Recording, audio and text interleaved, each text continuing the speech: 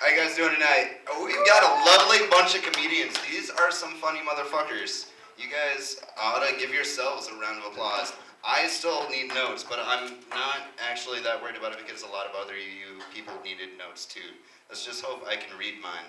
So, I'm a pretty paranoid motherfucker. I don't talk about it very much because I'm fucking paranoid. Like, not everybody is trying to get me, but just the majority of the people. Mostly the government, our government, the U.S. government, the United States government is trying to get me specifically. All of you guys, I don't know about. They might be trying to get you too. You might want to check into it. If you got a Facebook page, they know who you are, they know where you live, they know who you talk to, they know who you fuck. They are going to come find you and be like, why'd you fuck that girl? And you're not going to have an answer. And that's going to be it. That's going to be all she wrote. They're going to lock you up and Guantanamo Bay. That's all that's going to happen. I mean, like, honestly, like, my paranoia is somewhat justified in my own head, but if it wasn't, I wouldn't be paranoid. Like, take for let's see, okay, Guantanamo Bay. You always hear about that. They're supposed to close it, torture, waterboarding, bad, torture, bad, all that shit, right? UN doesn't like it. They say stop doing it. They don't. They keep doing it. They keep doing it. Apparently there was a he was like 47 years old, right? Okay, I aspire to be, when I'm 47 years old, fairly decent health. Like, I smoke, so I understand that I'm not going to be able to jump on the treadmill and run 2, 3 treadmill. Are you correcting me? You take your ass out of here. Go. You go home. You go home now.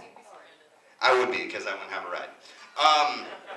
Anyway, treadmill. I would be happy to be 45 years old on a treadmill and be able to run a mile. But this guy, they've had in Guantanamo Bay for, I'd say probably, it was like 2002, 3, 4, 5, 6, 7, 8, 9, 10. So, for some years, I can math. And he was on an elliptical machine, which I understand is a thing that makes your legs go in circles rather than running, for a grand total of 20 minutes, and he died inexplicably of cardiac arrest. Shit like that. Other shit like that. I mean, like, I'm not really gonna get into aliens or anything, because they scare me. But, like, okay, well, Belgium is a country, I'm told. And they're trying to form a government. They're actually in the beginning stages of forming a democratic government. They got a bunch of politicians sitting around a table saying, I think we should govern our people like this. And somebody else is like, well, I disagree, sir. I think we should govern our people like this.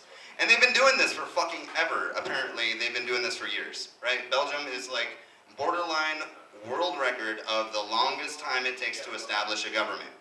So much so that one of the politicians has said, let's put some incentive on this. Let's actually, like, motivate these guys to form a government. Her suggestion: all the partners of the politicians involved in forming this government withhold sex from the politicians. This is the basis for forming this government: withholding sex. So what you're going to have a bunch of really frustrated politicians sitting around a table going like this. Okay, fuck, dude, Bob, that bill that you proposed, I don't fucking care. What was it? It was like you dropped the legal drinking age and the prostitution age to, like, what, 14? I don't care. You put it in because I am going home and I'm getting fucking laid, right? And they're forming this government.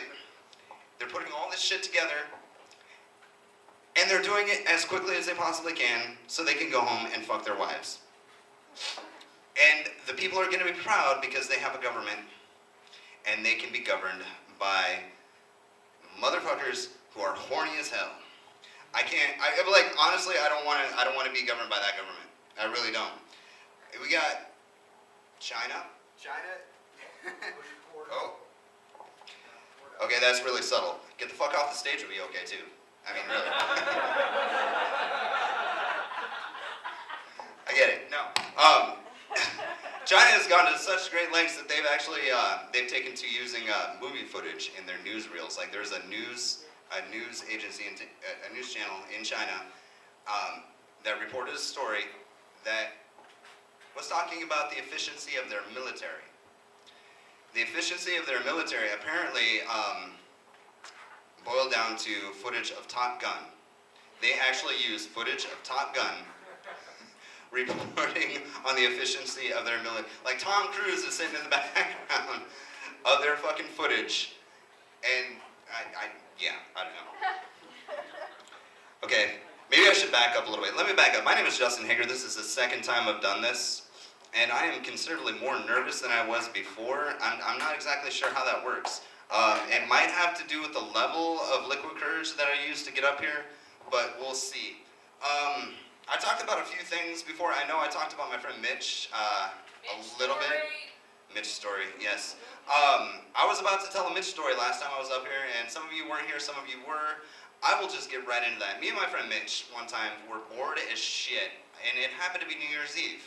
We could not come up with anything to do that didn't involve a lot of money and a really crowded bar. So I came up with an idea, and I had heard a story of this shit called Coruscant, which was totally legal, and apparently fucked you up beyond all recognition.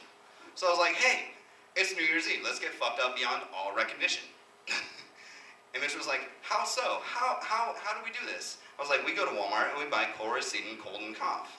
And then we take the entire fucking box. This was a good idea, I thought. So we proceeded to do this. We get to Walmart, we scrounge up the money to buy the Coruscant, and we get to Walmart and we buy it, and we find out that we gotta be 18 to buy it, so it must be good. We buy this shit, we get back to my apartment, I'm living in Waterloo at the time, and it's winter, of course, because, yeah, New Year's, and we take the pills, and we're waiting, and Mitch is like, what's gonna happen to me? I was like, well, I can tell you, Mitch, I've done this one other time before, and it wasn't very much fun for me. So this is why I talked you into it. But actually, you know, honestly, the first time I took Coruscant, I was talked into it very much so like Mitch was talked into it by me. And this guy said, it's gonna be a great time, we're gonna have an awesome time, but you're not going to want to leave the house. I was like, okay, so I'm not gonna want to leave the house. All right, I got it. I can deal with that, right? So 20 minutes into taking 16 little red pills, I'm like, I'm feeling pretty fucking good. Hey, you know, I think we should probably go for a walk. He was like, no, that's a bad idea. I was like, why is that a bad idea? He was like, your legs feel kind of loose right now. I'm like, yeah, I feel like I might want to dance. He's like, that's a bad idea too. I was like, why could that ever be a bad idea? Literally 2 minutes later, my ass is perched up on my fucking recliner like a goddamn bird. I'm sitting there, and I don't know what the fuck is going on. I'm looking down my trailer, and I'm like, my trailer isn't yellow, and it does not spiral down for eternity. Where the fuck is my bathroom? So he's like, no, this is all normal. I was like, this is not fucking normal. Like, okay. So, sitting here, I was like, okay, can I get down? He was like, why are you asking me? I was like, no, I need confirmation. I need verification that I can actually physically get down, because I have no sense of balance whatsoever. And yet, here I am, perched on my fucking armchair. So he's like, one step at a time. I'm like, I can do that. Like baby steps, right? So I get down, and I figure out that gravity went completely fucking wonky. I have done psychedelic drugs. I've done acid. I've even done peyote. That was a great time. 2 days in the desert. Actually, honestly, would not recommend it to anybody. But Coruscant, my friend, will have you slowly get up off your chair like this. And you're wondering whether or not you can successfully put one foot in front of the other. So you're like, oh God, why am I leaning to the side? Oh, holy shit, that took an amount of effort. Oh my, yeah, I'm done, I'm gonna sit. He's like, no, you can't sit, you have to walk around. I was like, why? Why do I have to walk around? He's like, just do it, trust me, you'll feel better. So I'm like, okay, I got this. And pretty soon, I get the hang of walking again. And once I get the hang of walking again, I had a great time. But that fucking hour and a half it took me to figure out how to walk again was fucking hell. So that was my roommate Bush at the time. So I thought it would be a good idea to do this with my friend Mitch. Yay! This guy was like, he used to take the pills, and I gave him the same rundown that that my friend gave me. He was like, if you want to go outside anywhere, you're gonna want to do it now before this shit really kicks in. So he was like, okay, yeah, let's go outside. So we go outside my apartment, we're standing there. He's like, okay, we're outside. I'm feeling kind of funny. And out of nowhere, it's dark, granted, I'll give him that, but out of nowhere, a really sneaky black guy showed up. And he just like, hey, can I use your phone? And Mitch seriously leapt off the ground 2 feet. This guy was like, whoa, a black man. No, you can't use my phone. And I was like, I apologize for my friend, we are on drugs. He was like, all right, thanks, man. We'll see you later. So we got past that point, got back into it. He's like, I want to go back inside now. And he took a step and he crunched the snow and he was like, that was really loud. I was like, yes, Mitch, the snow is loud. We get back upstairs, we get inside, and we sit down. And then I tell Mitch to stand back up just because I need some amusement. So he gets back up and he's like, oh, why are you doing this to me? And I was like, just walk around the apartment, man. Just loosen up, just kind of get the blood flowing and shit. And he's like, okay, I can do this. He goes into the kitchen, and mind you, we have a trip sitter. Angelique, she was in the apartment. She knew what the fuck was going on. She knew that Mitch had never done this before, and she knew that she could royally fuck with him. So Mitch goes into the kitchen to try and pour some water. Okay, now chorusing, like, again, I have done psychedelics, and I've always been able to maintain my grasp on reality. Not a problem maintaining my grasp on reality on acid. Yeah, that's a giant Tweety bird in a corn crib. But it's probably just the drugs. I'm good, it's probably just the drugs. So, oh, I got the phone wavy. I'll wrap this story up real quick. Mitch, in the kitchen trying to pour some water. He's like, I have no depth perception. Long story short, Angelique trapped him, literally trapped him in the corner of the kitchen.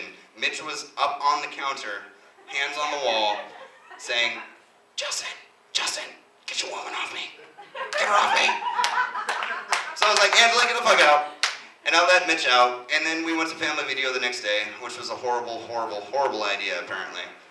And I'm not entirely sure if I have time to get through this part, but I'll try and do it quickly. Long story short, this trip lasts for 3 days, and the next day is just as bad as the first day. We went to family video, and Mitch, I drove, we got there.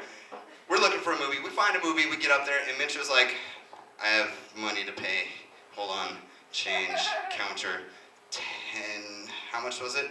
$1.68, fuck.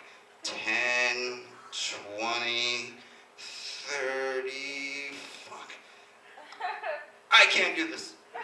And he storms out of fucking family video, and he leaves me there, and the clerk is looking at me like, I'm like, New Year's Eve, what are you gonna do? And she was like, I understand. I was like, trust me, it's there. There's the money. I gotta go. Fucking left the movies and went out to the car. That's my time. Hey, guys, you've been great. Thanks. I've been a little nervous. Have a good night.